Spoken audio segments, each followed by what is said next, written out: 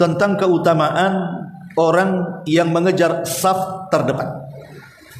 Kenapa demikian? Apa faedahnya? Karena orang yang mengejar saf paling depan dalam salat itu, secara otomatis pasti dia akan datang cepat dibandingkan orang lain ke masjid. Sebab kalau dia datang lambat, secara otomatis dia tidak akan mendapatkan saf pertama kan? Pasti dia akan mendapatkan saf kedua, ketiga dan seterusnya. Pasti orang yang ingin mendapatkan saf pertama itu artinya orang yang bersegera datang ke masjid. Dan para ulama ketika memberikan catatan ayat wasari'u ila magfirati min rabbikum, wasari'u ila magfirati min rabbikum, bersegeralah kalian menuju ampunan Rabb kalian. Dan juga Allah Subhanahu wa taala mengatakan dalam ayat yang lain, Al-Hadid ayat 21, sabiqu ila magfirati min rabbikum, bersegeralah kalian untuk mendapatkan ampunan Rabb kalian. Sebagian ulama tafsir diantaranya Rayyah ibn Ubaidillah mengatakan ayat ini maksudnya adalah takbiratul ula atau takbiratul ula was-safful awal. Jadi ayat-ayat yang menunjukkan bersegeralah kalian mencari ampunan Allah, maksudnya apa? Isyarat kepada bersegera untuk mendapatkan takbiratul ihram imam dan mendapatkan saf pertama. Berarti pemahamannya bahwa orang yang mendapatkan takbiratul ihram dan saf pertama bersama imam, maka itu sebab dia mendapatkan ampunan Allah Subhanahu wa taala.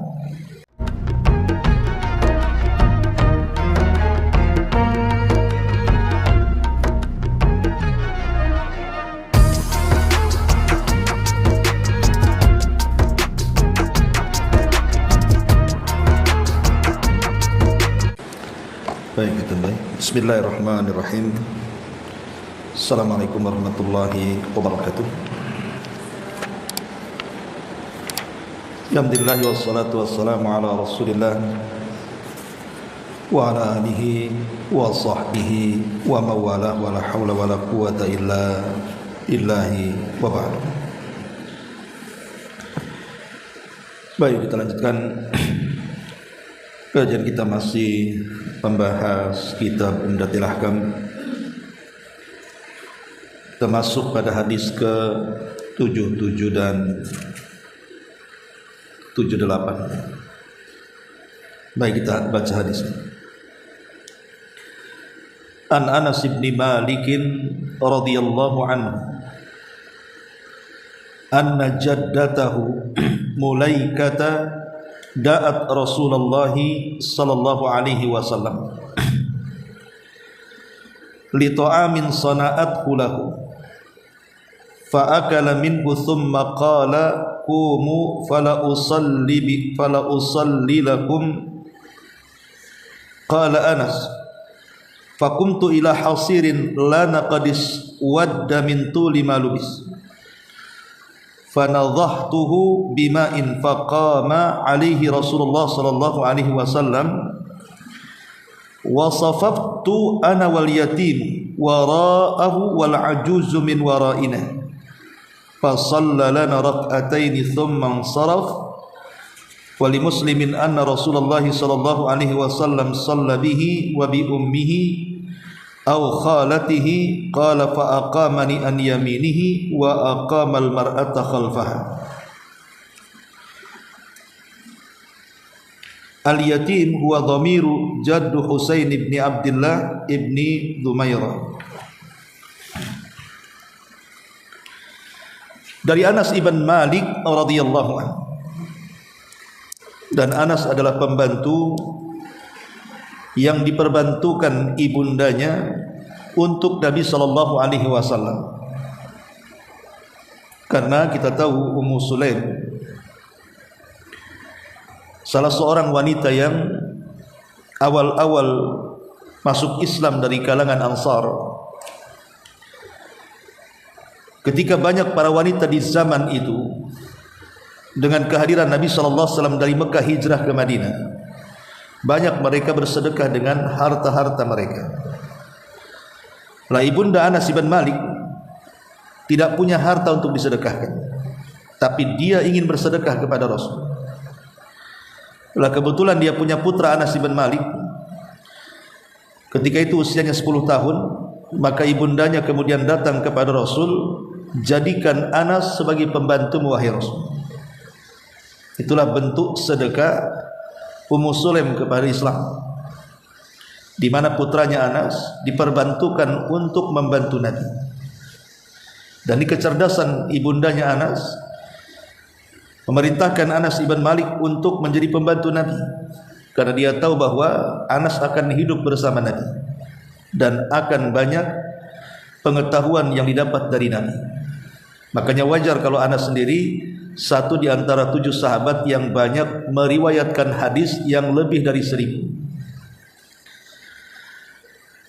Lah Anas ibn Malik ini menjadi pembantu Nabi sallallahu alaihi wasallam selama Rasul berada di kota Madinah. Hampir kurang lebih 10 tahun.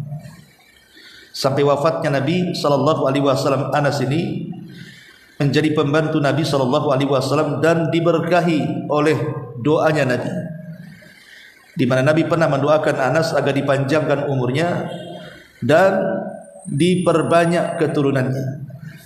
Betul dia panjang usianya dan anak cucunya itu sampai 100 karena mendapatkan berkah doa Nabi sallallahu alaihi wasallam.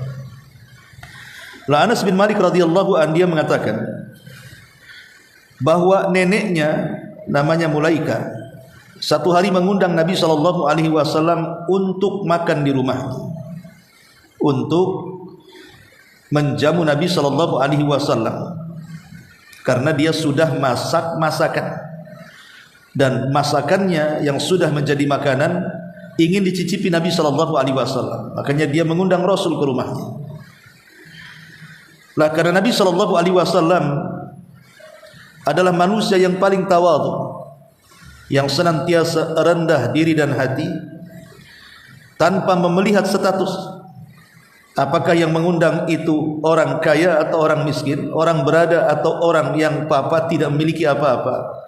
Nabi berikan contoh kepada kita, khususnya para pemimpin, agar rendah diri, jangan menyombongkan kepada orang-orang yang justru jauh kelasnya dengan dia.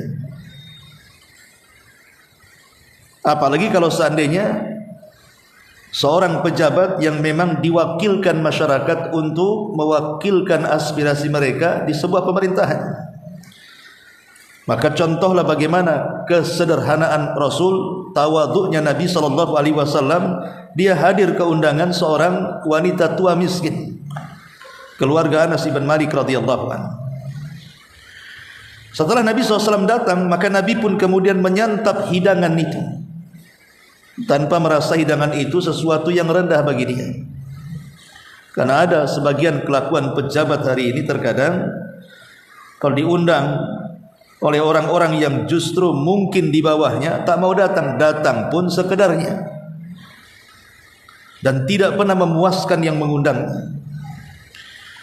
Dan setelah itu Nabi SAW bersabda, berdirilah kalian, aku hendak mengerjakan salat bersama kalian. Ini bukti bahwa Nabi SAW ingin menyenangkan yang mengundangnya, karena nanti akan jadi kebanggaan, oh Nabi pernah salat di rumah saya, kan begitu. Begitu juga harusnya para pemimpin kita juga demikian, harus senantiasa membahagiakan rakyatnya, orang-orang yang di bawahnya. Ada sebagian ulama mengatakan maksudnya Nabi SAW salat itu salah satunya ingin memberikan berkah, berkah kepada keluarga nenek Mulaikah ini, neneknya Anas bin Malik radhiyallahu anhu. Maka Anas bin Malik radhiyallahu anhu kemudian menceritakan, aku lantas beranjak menuju tikar milik kami yang telah hitam karena sudah lama dipakai. Menunjukkan apa? Kefakirannya, tidak punya tikar lagi kecuali itu. Sampai tikarnya sudah usang pun gak diganti karena gak ada uang untuk beli yang baru. Kemudian lantas aku memercikkan air pada tikar itu. Ada yang mengatakan karena Anas ibn Malik radhiyallahu ragu-ragu dengan tikar itu, takutnya ada najisnya, sehingga disirami air. Dan ini juga menunjukkan tentang kebersihan tempat untuk melaksanakan sholat. Kalau ibu pakai sajadah, nampak sajadahnya sudah kotor, sudah bau, cuci gitu maksudnya. Kemudian Kata Anas bin Malik radhiyallahu an, aku lantas memercikkan air pada atas tikar itu. Lalu Nabi SAW berdiri, sedangkan aku, kata Anas, dan ada satu anak yatim yang bersamaku, membentuk saf di belakang beliau, dan wanita tua berada di belakang kami. Jadi kalau konteksnya perempuan sholat bersama laki-laki, maka sebaik-baik saf wanita di belakang dan sebaik-baik saf laki-laki di depan. Tapi kalau konteksnya para wanita sholat sesama mereka, maka nggak berlaku. Tetap sebaik-baik saf orang sholat itu di depan. Kalau yang sholat ya ibu-ibu aja, nggak ada laki-lakinya, maka tetap yang paling depan itu yang paling baik. Tapi kalau konteksnya, kalau ibu-ibu sholat bersama laki-laki seperti di masjid ini, ya, berbaur antara laki-laki dan perempuan, maka berlakulah hadis Nabi SAW, sebaik-baik saf laki-laki paling depan, sebaik-baik saf perempuan paling belakang. Karena di sini dicontohkan dalam hadis itu. Baik, kemudian lalu beliau Nabi SAW mengerjakan sholat 2 rakaat bersama kami, kata Anas. Kemudian setelah itu baru beliau pulang. Dalam riwayat Muslim dikatakan Nabi mengerjakan salat dengan Anas dan ibundanya. Kemudian Anas mengatakan Nabi meletakkan aku di sebelah kanan dan kemudian menyuruh para wanita salat di belakang. Karena di situ ada Anas laki-laki kan. Yang dimaksud anak yatim di sini adalah Dumairah, kawan daripada Anas bin Malik, yaitu kakek daripada Al-Husain bin Abdullah bin Dumairah radhiyallahu. Kemudian hadis terakhir dalam bab ini, sebelum kita ambil faedahnya satu persatu, kita baca dulu. An Ibni Abbas radhiyallahu anhu, dari sahabat Ibnu Abbas. Anak Abbas artinya keponakan Nabi. Karena Abbas adalah paman Nabi SAW yang masuk Islam. Dari 4 paman Rasul yang hidup sampai kenabian, yang 2 mukmin 2 kafir.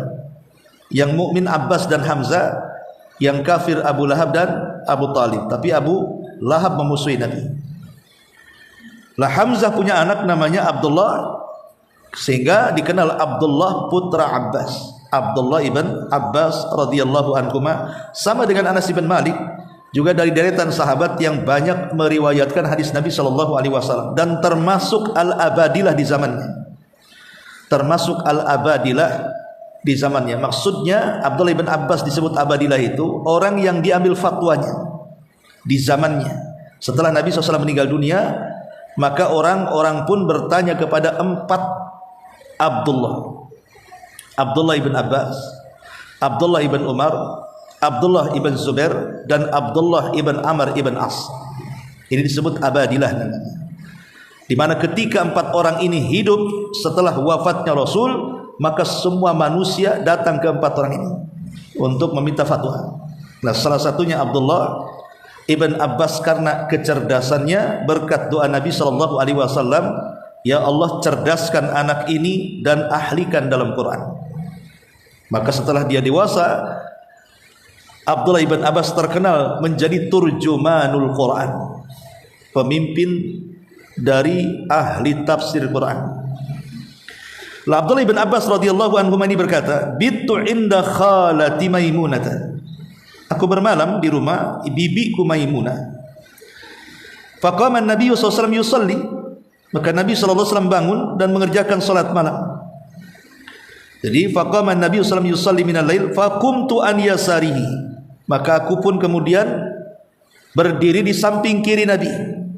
Fa akhadha bi ra'si fa aqamani an yamini. Tapi Rasul memegang kepalaku dan memutar aku agar aku berdiri di sebelah kanan. Karena ketika itu Abbas kan masih anak-anak, jadi kepalanya diputar sama-sama Nabi begitu, taruh di sini. Ya. Menunjukkan bahwa ada fadilah apa? Saf sebelah kanan. Saf sebelah kanan itu lebih utama dibandingkan saf sebelah kiri. Baik. Ya. Ma'asyiral muslimat yang dimuliakan Allah Subhanahu wa taala, pada minggu yang lalu kita sudah menjelaskan tentang keutamaan orang yang mengejar saf terdepan. Kenapa demikian? Apa faedahnya? Karena orang yang mengejar saf paling depan dalam salat itu secara otomatis pasti dia akan datang cepat dibandingkan orang lain ke masjid. Sebab kalau dia datang lambat secara otomatis dia tidak akan mendapatkan saf pertama kan. Pasti dia akan mendapatkan saf kedua, ketiga dan seterusnya. Pasti orang yang ingin mendapatkan saf pertama itu artinya orang yang bersegera datang ke masjid. Dan para ulama ketika memberikan catatan ayat wasari'u ila magfirati mir rabbikum, wasari'u ila magfirati mir rabbikum, bersegeralah kalian menuju ampunan Rabb kalian. Dan juga Allah Subhanahu wa taala mengatakan dalam ayat yang lain, Al-Hadid ayat 21, sabiqu ila magfirati mir rabbikum, bersegeralah kalian untuk mendapatkan ampunan Rabb kalian. Sebagian ulama tafsir diantaranya Rayyah ibn Ubaidillah mengatakan ayat ini maksudnya adalah takbiratul ula atau takbiratul ula was-safful awal. Jadi ayat-ayat yang menunjukkan bersegeralah kalian mencari ampunan Allah, maksudnya apa? Isyarat kepada bersegera untuk mendapatkan takbiratul ihram imam dan mendapatkan saf pertama. Berarti pemahamannya bahwa orang yang mendapatkan takbiratul ihram dan saf pertama bersama imam, maka itu sebab dia mendapatkan ampunan Allah Subhanahu wa taala. Jadi dosa-dosanya akan diampuni oleh Allah Subhanahu wa taala. Wajar kalau seandainya para ulama salaf mereka sangat memperhatikan takbiratul ihram imam dan juga saf pertama. Sebut saja Sa'id ibnul Musayyib, pemimpin para tabi'in, sampai dia mengatakan bahwa aku tidak pernah selama 50 tahun lamanya kecuali aku mendapatkan takbiratul ihram imam dan juga saf pertama, kecuali dalam posisi ada uzur, entah safar, sakit dan yang lainnya.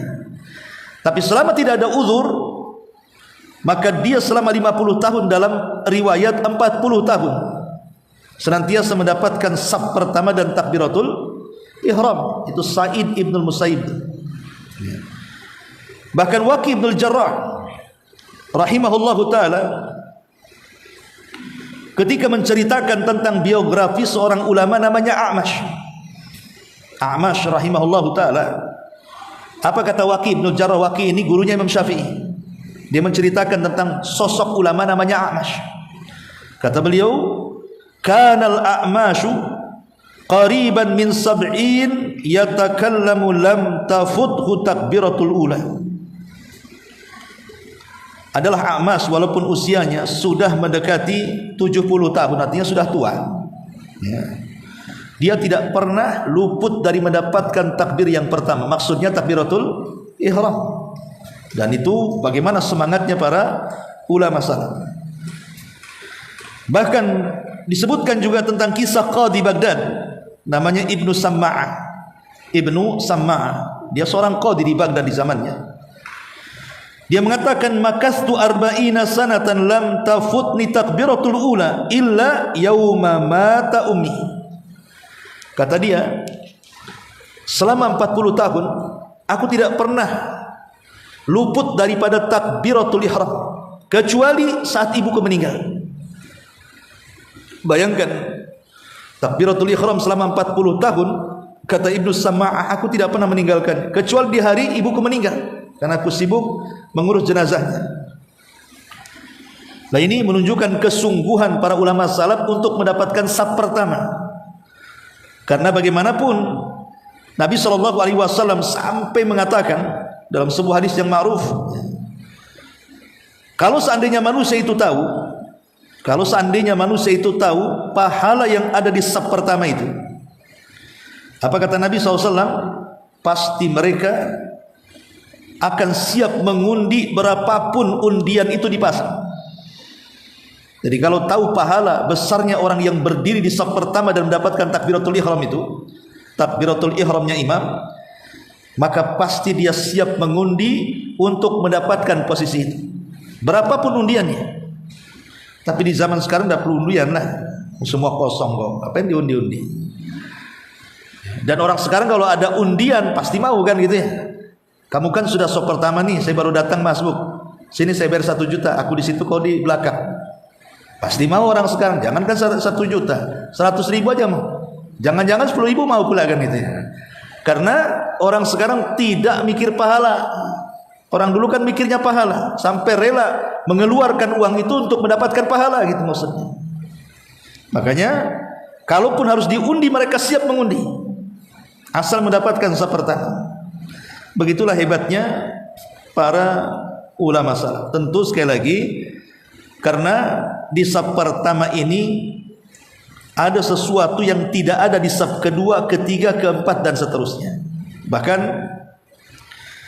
Nabi SAW mengatakan, la yazalu qaumun yata'akharuna 'anis saffil awwal hatta yu'akhirahumullahu fin-nari.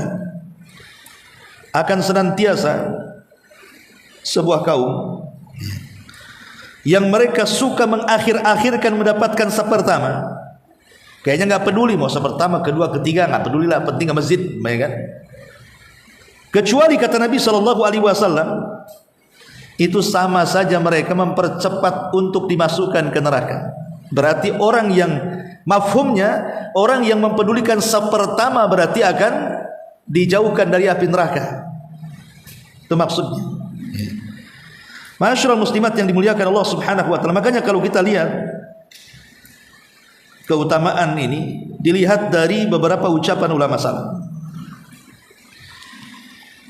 Di antaranya perkataan beberapa ulama salaf, Rabi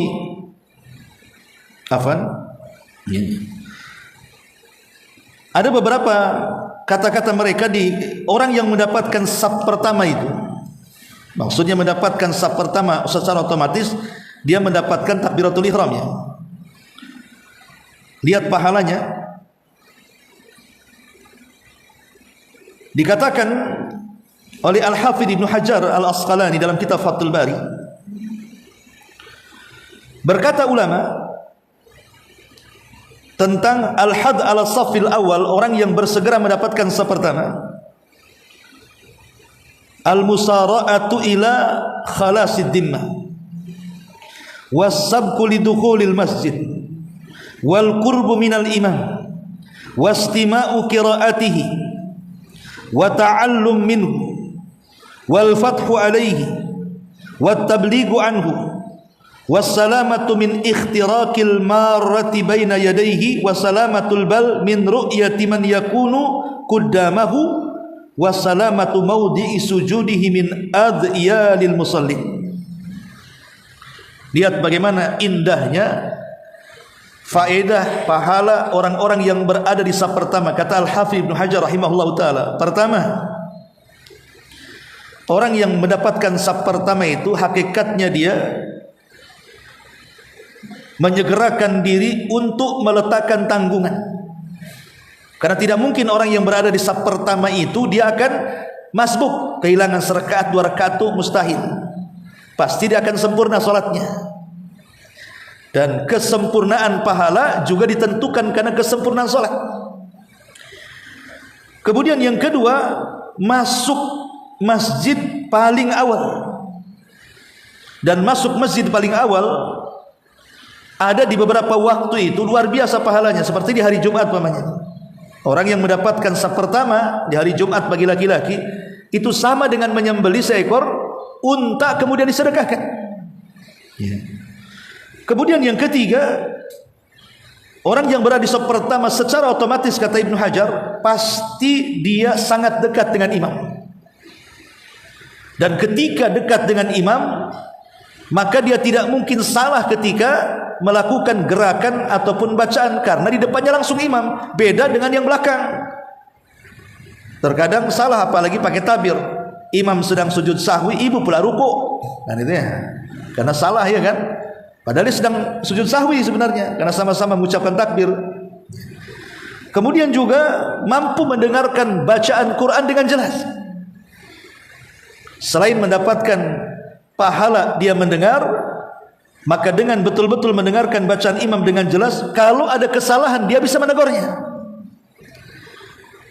Kemudian juga lebih daripada itu akan jauh lebih khusyuk dibandingkan di saf kedua atau ketiga dengan dua alasan. Pertama, karena tidak ada yang dilihat di depannya kecuali imam. Tidak ada yang dilihat di depannya kecuali imam saja. Sementara di saf kedua ketiga pasti melihat punggung orang-orang yang ada di saf depannya. Ya, terkadang punggung orang-orang yang ada di saf depannya terkadang kan membuat perhatian kita. Mungkin dia pakai sholat bergambar, mungkin dia ketika sholat pakai kaos bertuliskan aneh-aneh, ya kan? Mungkin dia pakai pakaian yang tidak layak, sehingga bukannya kita khusyuk malah memperhatikan kaos orang jadinya. Apalagi ada tulisan, lagi tulisannya nyindir dia, makin sakit hati sholatnya.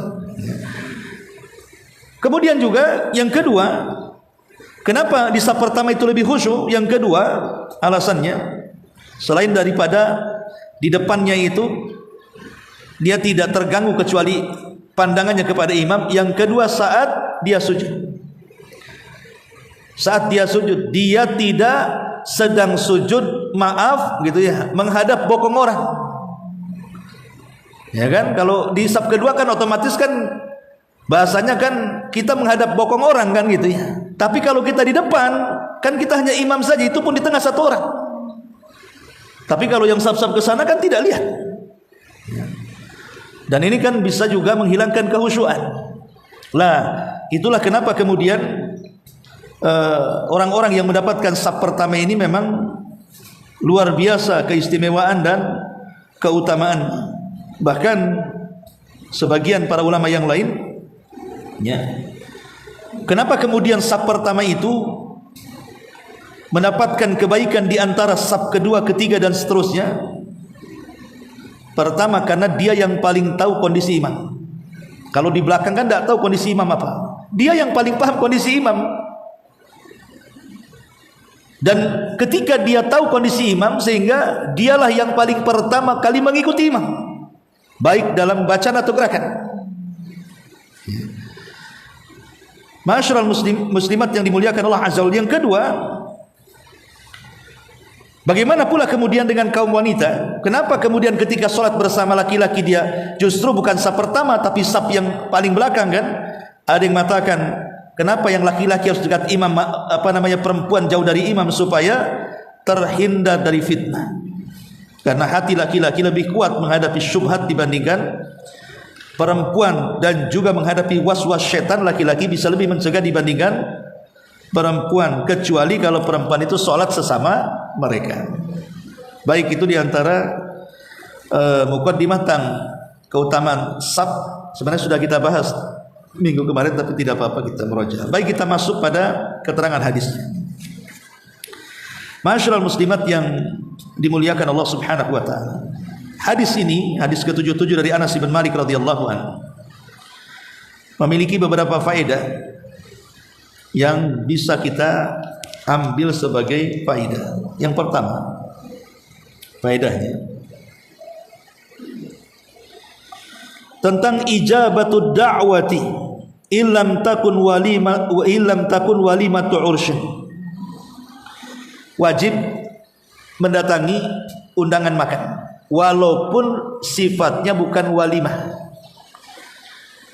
Seperti walimah itu ya orang nikah, orang akikah, itu namanya walimah. Jadi semata-mata umpamanya ibu dapat rezeki, kemudian masak-masak di rumah, masak yang enak-enak gitu, ngundang tetangganya, maka tetangga yang diundang wajib datang walaupun bukan walimah, ya hanya masak-masak gitu saja, ingin menghormati tetangganya. Kemudian yang kedua faedahnya tentang tabrikur ar-rajul as-salih wal alim. Boleh seseorang itu mencari kebaikan, mencari berkah bahasanya, dari orang saleh dan orang alim bis salati fi manzilihim, dengan salat mereka di rumah-rumah mereka dengan salat di rumah. Karena Nabi SAW kan salat di rumahnya Anas bin Malik radhiyallahu dan keluarga Anas mengharap berkah dengan salatnya Nabi di situ. Karena salat itu kan ibadah.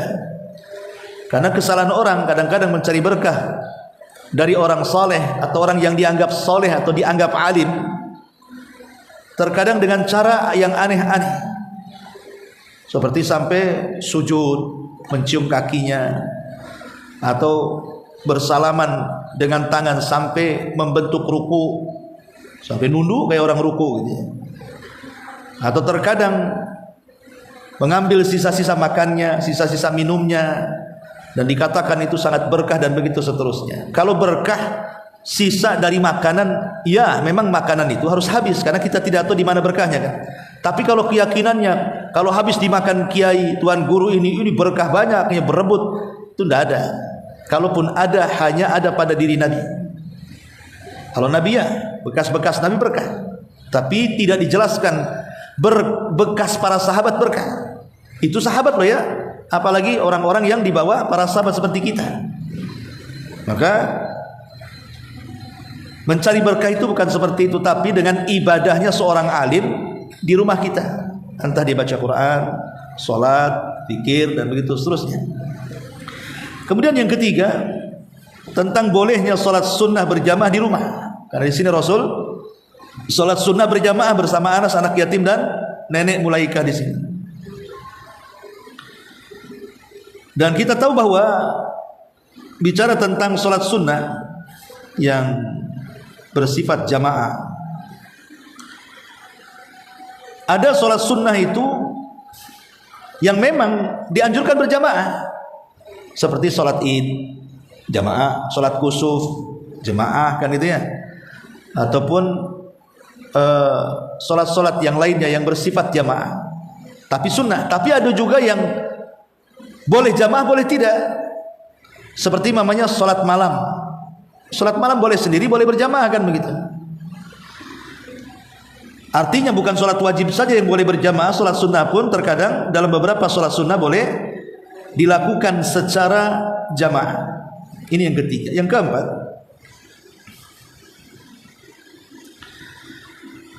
bahwa istihbabu tandifi makanil musalli, disunahkan agar tempat yang digunakan untuk sholat itu betul-betul bersih.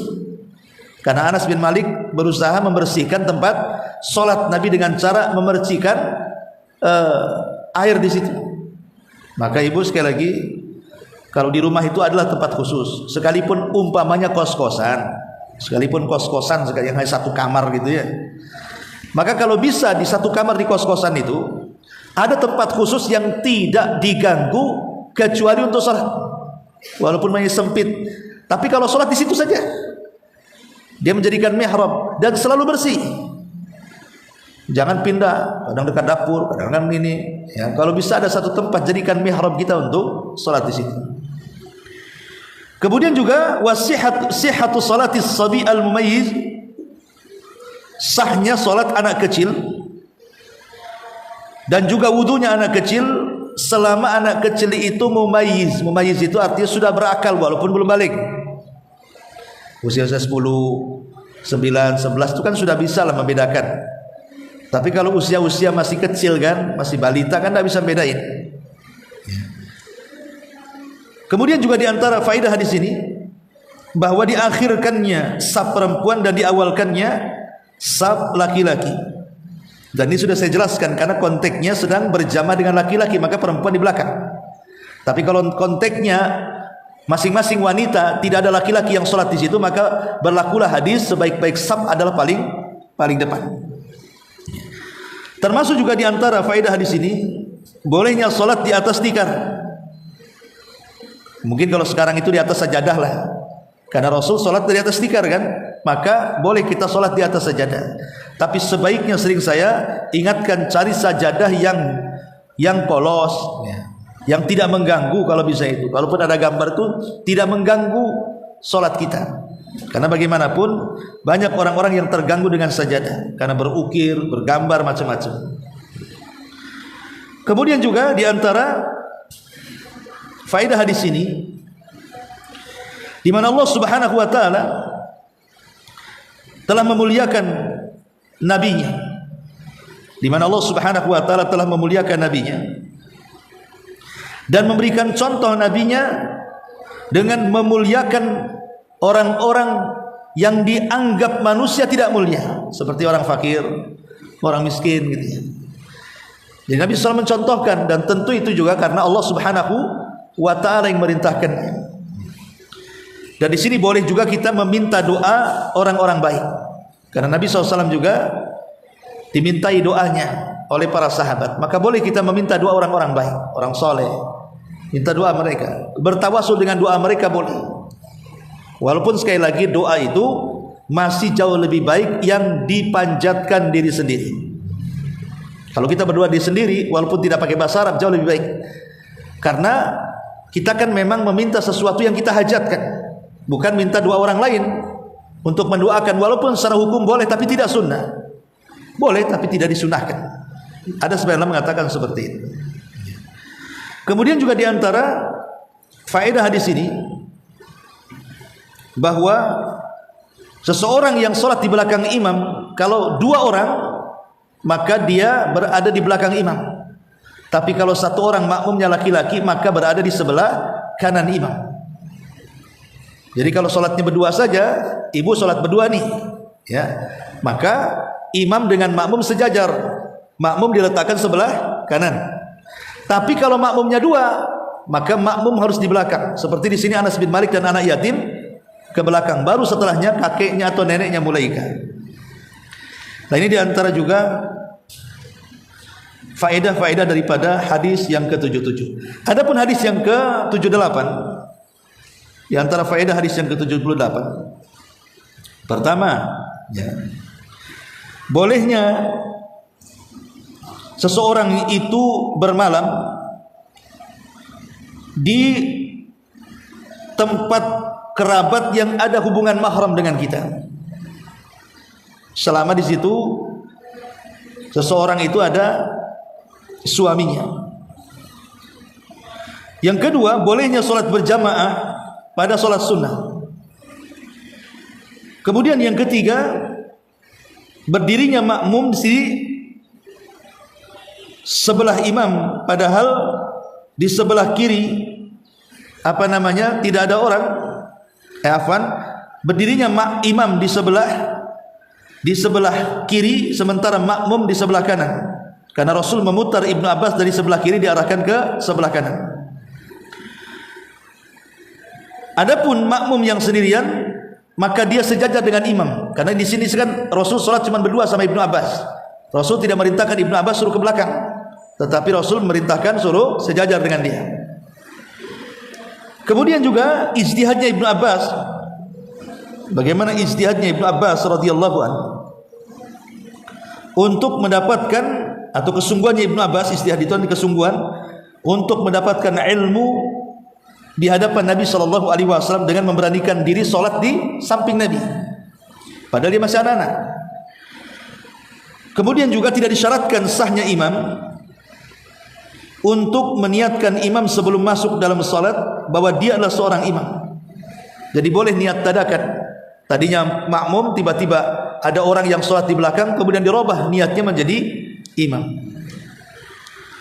Kemudian bahwa harokat, gerakan dalam salat, kalau sesuatu yang disyariatkan, maka maksudnya bagian daripada salat, maka tidak mengapa, tidak membatalkan salat. Karena kan Ibnu Abbas ini kan sedang salat di samping Nabi sebelah kiri, dan itu sudah sholat. Rasul memutar, itu kan gerakan namanya, memutar. Boleh gerakan bergerak lebih daripada 3 kali selama itu untuk kepentingan sholat, tidak membatalkan sholat. Umpamanya, ya, ibu sholat menggendong bayi. Ibu sholat menggendong bayi. Kenapa? Kalau ibu letakkan bayi nangis, ibu khawatirkan sholatnya. Maka dengan digendong kan dapat khusyuknya, karena minimal si anak itu dekat dengan ibunya, akhirnya nggak rewel lagi. Tapi saat sujud hendaklah letakkan, karena kan tidak mungkin letakkan dulu baru sujud. Jadi ini juga boleh gerakan-gerakan yang terkadang disyariatkan untuk kesempurnaan salat, maka tidak memadaratkan salat. Ma'asyiral muslimat yang dimuliakan Allah Subhanahu wa taala, dan ini juga sahnya seseorang salat berjamaah dengan orang yang belum balik selama dia mumayyiz, mengerti. Karena ketika itu Ibnu Abbas kan masih kecil, umurnya masih 10 tahun atau berapa, belum balik, tapi oleh Nabi SAW diajak salat berjamaah. Dan ini juga dianjurkan anak-anak yang tidak nakal, yang bisa dia mengambil pelajaran di masjid, sebaiknya ajak ke masjid. Ibu punya anak laki-laki, bapaknya ke masjid, dan nampak anak itu tidak nakal, ya coba dulu lah. Kalau sudah nakal, ibunya kalau bisa nasihati bapaknya nggak usah dibawa. Kalau sudah lari sana lari sini ganggu orang sholat, sebaiknya jangan. Ya. Tapi kalau memang anak itu bisa diatur, ya dia bisa duduk saja atau berdiri terus, tapi dia akan bisa diatur, diam saja di tempat situ walaupun tidak sholat, ajaklah. Karena terkadang walaupun dia tidak sholat, duduk saja, dia mendapatkan pelajaran di situ. Kerekam akhirnya kan, oh gerakannya seperti ini, gerakannya seperti ini. Lama-lama dia tahu dan mengikuti.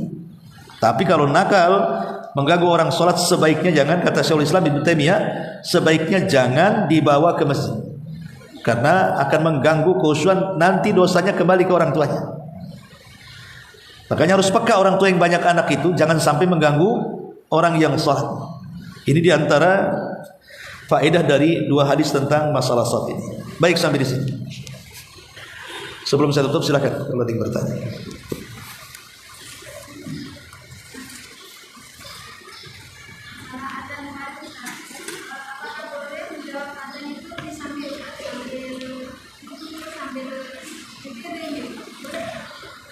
Boleh, tidak ada masalah di sela-sela.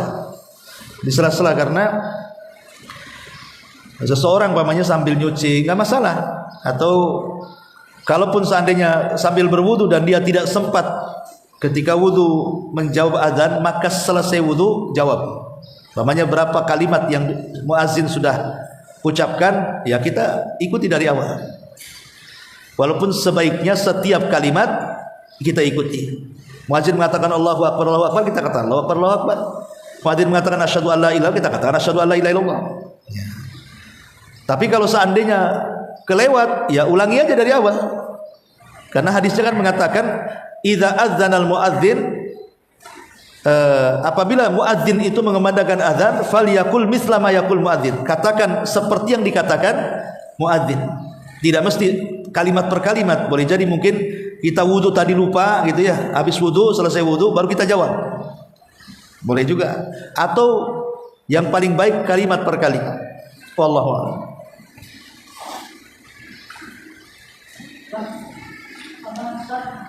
Bagaimana dengan sholat berjamaah yang maknanya perempuan itu bisa saja? Kemarin sudah dibahas, sholat berjamaah tapi makmumnya setara dengan laki-laki, sah tapi makruh. Kenapa? Karena Nabi SAW menganjurkan wanita di belakang, bukan setara dengan laki-laki. Apakah sah sholatnya? Sah, walaupun ada yang berpendapat tidak sah, tapi pendapat yang kuat sah tapi makruh. Sah tapi makruh, karena posisi dia masih di belakang imam. Cuman dia melanggar hadis sebaik-baik sop perempuan di belakang dan sebaik-baik sop laki-laki di depan. Itu aja. Wallah.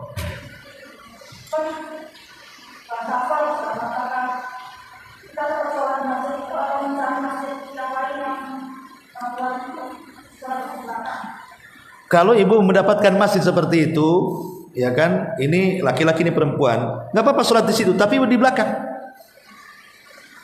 Ibu di belakang, nggak usah ngikut yang di depan, karena itu menyalahi syar'i. Ibu sholat di belakang, itu saja, tidak ada masalah. Tapi kalau dikhawatirkan terjadi fitnah karena sudah masuk dan memang mereka sudah membuat saf, ya sudah, terpaksalah sholat di situ. Ya, tapi kalau memang ibu hanya masuk sendirian aja di situ sama keluarga, ya ibu ambil belakang lah, sebagaimana hadis yang diperintahkan. Wallah. Baik, kalau tidak ada, sudah hampir 9 lebih. Subhanallah wa bihamdika, asyhadu an la ilaha illa anta.